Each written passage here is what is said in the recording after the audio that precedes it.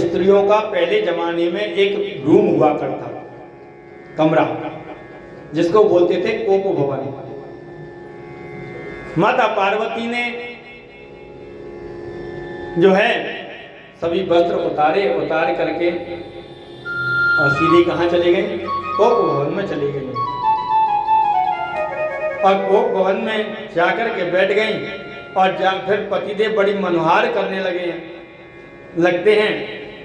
तो जैसे ही कोप भवन में गई माता पार्वती, और पार्वती के जाने के बाद में नारद जी महाराज जैसे दरवाजे पे आए तो मेरे भोले बाबा दरवाजे पे दिखे, आते भाई दिखाई दिए तो मेरे भोले बाबा को देकर के नारद जी महाराज ने प्रणाम किया है। बाबा राम राम। भोलेनाथ कहने लगे, ओह नारद जी महाराज आओ आओ नारद, बहुत दिन बाद आप आए, कहाँ गए थे? नारद जी महाराज कहने लगे कि महाराज क्या करूं, क्या बात, क्या बताऊं? आप ऐसा करो, थोड़ा सा मैं मोदे तो आप पीछे बतला लिया, आपको ने माताजी ने याद करो है, माताजी बहुत याद कर रही हैं। भोले बाबा कहने लगे कि जहाँ पे नारद जहाँ तुम पधार जाते हो तो माता जी अपने आप ही याद करने लग जाएंगी। तो जरूर याद करती होंगी, जहाँ आपके चरण पड़े वहाँ कल्याण ही कल्याण होगा। शिव जी ने कहा, क्या बात है दीदी, आज आप इतनी उदास लग रही हैं? माता पार्वती जी कहने लगी कि प्रभु आप रहने दो, मुझे अब आपसे बात नहीं करनी है, आप तो ऊपर से भी काले और अंदर से भी काले।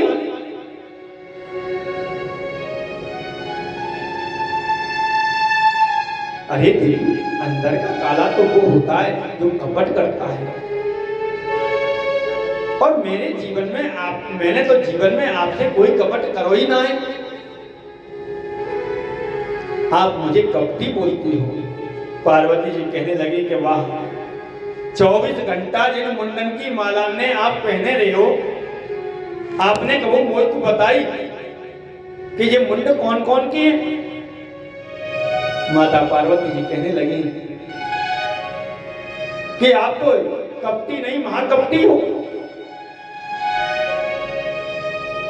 भोलेनाथ कहने लगे, देवी आपने कभी मुझसे पूछा नहीं और मैंने आपको कभी बताया नहीं, कभी आपने बताने का मौका ही नहीं दिया, लेकिन मैं आपसे कितना प्रेम करता हूँ इसका यदि वास्तव में कोई प्रमाण चाहिए तो बस यही एक प्रमाण है।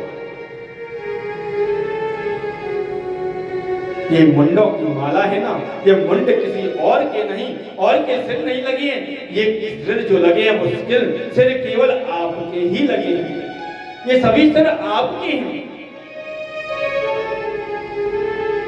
वैसे तो आप परम्बा हो, पराम्बा जगदम्बा है, लेकिन लीला की सिद्धि के लिए जब जब आप अपने जीवन में तो परिवर्तन लाती हो, तो चरित्र के में परिवर्तन लाती हो, यदि तुम्हारी याद मुझे बनी रहे, इसके लिए तुम्हारे ही सिरों को मैं अपनी इस मुंड माला में धारण कर लेता हूं।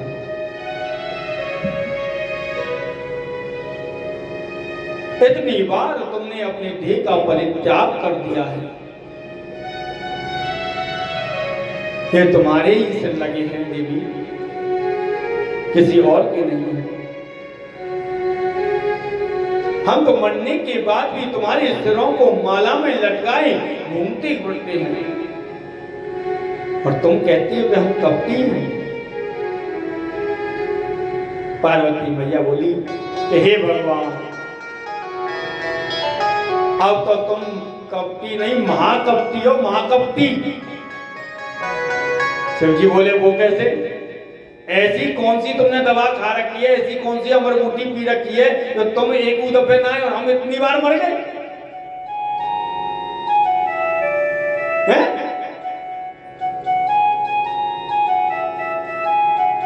जो तुम कभी नहीं मरते और हम इतनी बार मर जाएं? मुझे बार बार मरना पड़ता है। वास्तव में प्रेम करते होते तो तुम ये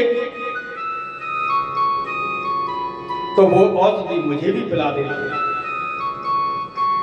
जिसे पीने से मैं भी अमर हो जाती।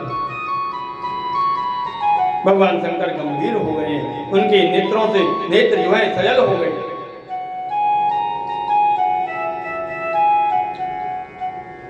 माता पार्वती से कहने लगे कि देवी, मैंने तो आज कथामृत का पान कर रखा है।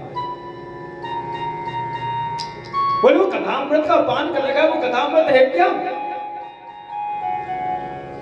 बोलो वो अमृत है जो श्रीमद् भागवत कथा अमृत, जो अमर कथा है। उस अमर कथा का पान करने की वजह से मेरा कभी जन्म नहीं होता है, मेरी कभी मृत्यु नहीं होती है। जिसका पान करने की वजह से कभी जन्म नहीं होता है। माता पार्वती आज चरणों में गिर पड़ी है और चरणों में गिर करके बोली कि अमृत रूपी आप भी मुझे पिला दीजिए, इस अमृत रूपी कथामृत को मुझे भी पिला दो ना। तो भगवान शिव ने कहा कि देवी, कथा की भागवत की कथा सुनने के 3 विधान हैं। पर भागवत की कथा जो है सम्मुख बैठ करके सुननी चाहिए, मंच के पीछे बैठ करके नहीं सुननी चाहिए। भागवत की कथा में बीच में उठना नहीं चाहिए, व्यर्थ की बात बीच में नहीं छेड़नी चाहिए। भागवत कथा में सोना नहीं चाहिए, एकाग्र होकर के तन्मय होकर के कथा को श्रवण करें। देवी, मैं तो जब कथा सुनाता हूं तो नेत्र बंद करके सुनाता हूं। आप सुन रही हो कि नहीं सुन रही, मैं कैसे जान सकता हूं? इसलिए जब तक कथा चलेगी आप बीच बीच में ओम ओम का उच्चारण करेंगे। जैसे हिंदी में कहते हैं ना हाँ, ऐसे ही आप जो है बीच बीच में ओम शब्द का उच्चारण, संस्कृत में ओम बोलते हैं उसको। माता पार्वती ने कहा ठीक है प्रभु। शिव जी ने जब कथा आरंभ किया तो कैलाश पर्वत पर कोई नहीं था, श्रोता है माता पार्वती और वक्ता कौन है? मेरे भगवान भोलेनाथ। शिव जी के पीछे फूटा हुआ अंडा जरूर पड़ा हुआ है, वही तोते का अंडा था। भगवान भोलेनाथ भागवत कथा सुनाने लगे, माता पार्वती ओम ओम का उच्चारण करने लगी। लेकिन पहले दिन की कथा जैसे ही विश्राम हुई, पीछे पड़ा हुआ अंडा जो है उसमें जो है वो सावत हो गया, तोता जो है वो सावत हो गया। उस अंडे में जीव का प्रादुर्भाव हुआ है। दूसरे दिन की कथा के प्रभाव से अंडा फूट गया और उसमें से सुंदर पक्षी का प्रादुर्भाव हुआ। पड़ा हुआ पक्षी तीसरे दिन की कथा को सुनकर के गदगद हो गया। और अमृत वचन है ना भागवत में, तो भागवत के चौथे दिन में तो रसगुल्ले की जैसे ही कथा आई तो उस जीव जो है उसमें प्राण आ गए। और जैसे ही श्री कृष्ण का जन्म महोत्सव चल रहा था तो शिव जी ने माता पार्वती को जो कथा सुनाई तो वो जो कथा है ना वो निरंतर चल रही थी, हम और आपकी तरह नहीं। माता पार्वती को जो है निद्रा सताने लगी। जैसे ही निद्रा सताने लगी तो माता पार्वती जी को जब जैसे ही कथा सुना रहे हैं भोलेनाथ, तो जब उद्धव जी का पता चला कि प्रभु श्री कृष्ण अपनी लीला को समाप्त करके जाना चाहते हैं, तो उद्धव ने आकर के श्री कृष्ण के चरणों में प्रणाम किया। योगेश योग विन्यास, आप योग के स्वामी हैं, योग के अधीश्वर हैं, बताइए त्याग क्या है, वैराग्य क्या है, संन्यास क्या है। माता पार्वती को निद्रा देवी ने घेर लिया। 5 दिन से सुन रही थी कथा को और शरीर में अभी तक थकान सी हो जाती है, तो माता पार्वती जो है झपकी लगाने लगी। और जैसे ही तोते ने देखा कि माता पार्वती को निद्रा देवी सता रही है, तो तोता उनके साथ में बैठा बैठा ओम ओम बोलने लगा। पीछे बैठ कर के सुन रहा है। जैसे ही भागवत की कथा श्रवण पूरी हुई तो भगवान शिव ने जोर से जयकारा लगाया और बोले, बोल बाल कृष्ण लाल की। जैसे ही जोर से जयकारा लगाया पार्वती जी की नींद टूट गई है। हाँ भगवान बताओ क्या हुआ?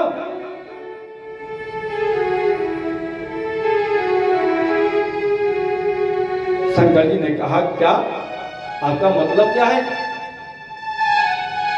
माता जी कहने लगी कि मैं तो सो गई थी। पूरी कैसे हो गई? ओम ओम कौन बोलता था? देखा तो पीछे पक्षी बोल रहा है। शिव जी ने कहा, इसने कथा सुनी लेकिन इसने मुझसे, इसमें कोई मुझे आपत्ति नहीं, लेकिन इसने जो कथा सुनी है वो एक चोरी से कथा सुनी है। ये सामने बैठ करके सुनता, पीछे से सुनिए, मानो इसने ब्रह्म विद्या की चोरी की है। त्रिशूल लेकर के मेरे भोलेनाथ आज जो है उसे मारने के लिए दौड़ पड़े हैं। आगे आगे सुखदेव जी महाराज जा रहे हैं और पीछे पीछे मेरे भोलेनाथ चल रहे हैं त्रिशूल लेकर। और सीधा सुख जो है, जो तोते का जो पक्षी है, वो सीधा कहाँ गया? बद्री विशाल में गया, बद्रीनाथ धाम पहुंचा। और बद्रीनाथ धाम में भगवान वेद व्यास जी महाराज निवास करते हैं। उनकी कुटिया है और कुटिया का नाम है साम्याप्रास। साम्याप्रास कुटिया में जाकर के उनकी पत्नी श्रीमती बिटका देवी जो है आज अपने बालों को सुखा रही है और अपने पति से कहती जा रही है कि देखो हमारा बुढ़ापो आएगा लेकिन बेटा अभी तक नहीं हुआ है। मैं आज व्यास जी महाराज भी अपनी पत्नी को आश्वस्त कर रहे हैं कि अरे देवी, भगवान सबका कल्याण करते हैं, तुम चिंता मत करो। ऐसा व्यास जी अपनी पत्नी, ऐसा व्यास पत्नी जो है सोच रही थी कि जिन्होंने जोर से उवासी आई और उड़ता हुआ जो पुनंदा था सुख उनके मुंह में होकर के गर्भ में चला गया है। बोले सुखदेव जी महाराज की श्री सुखदेव जी को देख करके सुखदेव जी जो है मुख से होकर के गर्भ में वास करने लगे और पीछे से दौड़े दौड़े कौन आ रहे हैं? मेरे भोलेनाथ आ रहे हैं। लेकिन कहीं मिला नहीं। वहीं आचार्य सुखदेव जी 12 वर्ष तक आत्मात्र गर्भ में रहे और गर्भ को उन्होंने अपना मंदिर बना लिया। और सुखदेव जी महाराज को मारने के लिए जैसे ही सुखदेव जी मेरे भोलेनाथ बद्री का आश्रम में, व्यास जी के आश्रम में प्रवेश करने लगे तो व्यास जी महाराज ने रोक लिया। हे महाराज, कहाँ जा रहे हो? आपको पता नहीं बहू बेटी के घर में ऐसे जाया जाता है क्या बगैर रोके टोके? हैं? भगवान कहने लगे, महाराज अभी रोको मत ना, मेरी चोरी हो गई है, चोरी। काशी बोले कि आपकी क्या चोरी हो गई? आप तो खुद औगरदानी, आपके यहाँ पे कुछ है नहीं, कोई सोना नहीं, चांदी नहीं, आपकी क्या चोरी है? भाई रुको। बोले किस बात की चोरी हो गई? किसकी चोरी हो गई? बोले एक पक्षी ने मेरी अमर कथा का पान कर लिया है और वो भी चोरी से। बोले उस अमर कथा का महत्व क्या है? बोले जो इसको पी लेता है वो अमर हो जाता है। अरे तो भोलेनाथ आप रहे भोले के भोले, अरे जाने क्या चोरी थे कभी, चाहे पैसे सामने थे पी, लेकिन कथा को पान तो करो। बोले हाँ, तो वो तो अमर वैसे ही होगा भाई, तुम कहाँ मारोगे? भोलेनाथ लौट करके अपने कैलाश पे आए।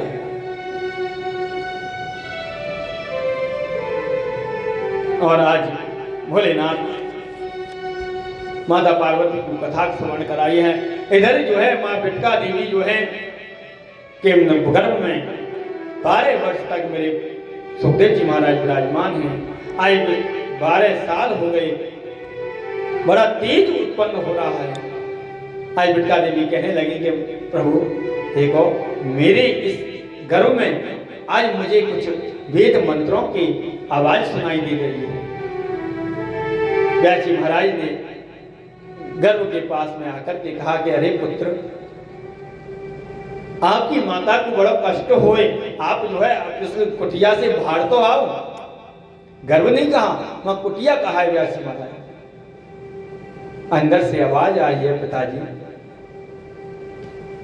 मैं अंदर से बाहर नहीं आना चाहता, मेरे गोविंद की जो माया है वो मुझे घेर लेगी। व्यास जी महाराज कहने लगे, नहीं, गोविंद की माया आपका कुछ नहीं बिगाड़ेगी, आप अंदर से बाहर तो आओ, आपकी माता को कितना कष्ट हो रहा है। लेकिन सुखदेव जी महाराज मना कर रही है। व्यास जी महाराज ने स्वयं नारायण से प्रार्थना की और नारायण भगवान वहां आए और आकर के कहने लगे, हे सुखदेव, आप जो है अपनी माता के गर्भ से बाहर आइए, मेरी माया तुम्हारा कुछ नहीं बिगाड़ेगी। सुखदेव जी महाराज माता के गर्भ से बाहर आए और आकर के नाल छेदन संस्कार भी नहीं किया और अपने उस नाल को अपने कंधे पर रख करके सीधे कहां निकल गए? जंगल की ओर निकल गए। और जंगल की ओर निकले हैं, व्यास जी पीछे पीछे जा रहे हैं और पहले पुत्र पुत्र पुत्र, रुको तो सही, दौड़े दौड़े निकल के जा रहे हैं। आगे तालाब में कुछ स्त्रियां स्नान कर रही थी, लेकिन सुखदेव जी महाराज वहां से निकल गए। जैसे ही व्यास जी की आवाज को सुना, पुत्र पुत्र पुत्र, रुको तो सही, सभी स्त्रियां अपने वस्त्रों को लेने के लिए दौड़ पड़ी हैं। व्यास जी ने कहा कि देखो, अभी अभी मेरा जवान पुत्र आपके सामने होकर के निकल गया, तब आपको लज्जा नहीं आई, और मैं इतना 95 साल का बुढ़ा आपके सामने से निकल के जा रहा हूं, तो आप मुझे देख करके इतनी लज्जित हो रही हो। स्त्रियां कहने लगी कि बाबा, आपके पुत्र को तो इतना भी ज्ञान नहीं कि स्त्री और पुरुष में भेद क्या होगा, उससे क्या लज्जा। सुखदेव जी महाराज ने अपने पिताजी को उपदेश दिए हैं कि कौन किसका पुत्र है और कौन किसका बेटा है। और सुखदेव जी महाराज जाकर के समाधिनस्थ हो गए हैं। व्यास जी महाराज ने अपने भागवत जी का निरूपण किया और मन में बड़ी चिंतित करने लगे और चिंता हुई कि मैंने इतने ग्रंथों को निरूपण तो कर दिया, लेकिन इसका पात्र कोई तो होना चाहिए जो जन जन तक इसको पहुंचा सके। आज व्यास जी महाराज बड़े चिंतित हैं। नारद जी महाराज ने आकर के उनको बताया है कि देखिए, आपका पुत्र सुखदेव है ना, उसको इस कथा का श्रवण कराओ। बोले, वो आएगा कैसे?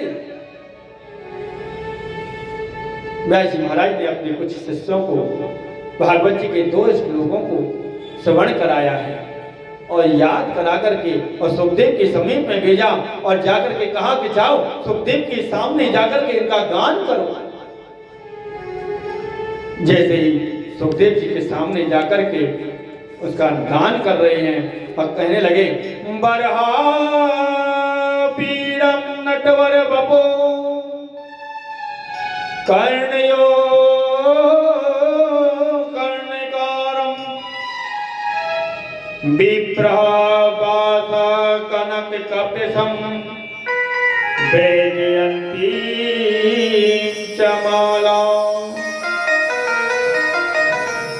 रंधार वेणो नगर सुदया पूरियन गोप विंदई वृंदारण्यम सुपद रमणम प्रावसत कीर्तिता। जैसे ये श्लोक गाया, महर्षि वेद व्यास जी के पुत्र सुखदेव जी की समाधि जो है वो खुल गई है। भगवान कृष्ण के सौंदर्य का वर्णन सुनकर के मुस्कुरा करके बोले, अरे शिष्यों, और आगे बोलो ना, और आगे बोलो।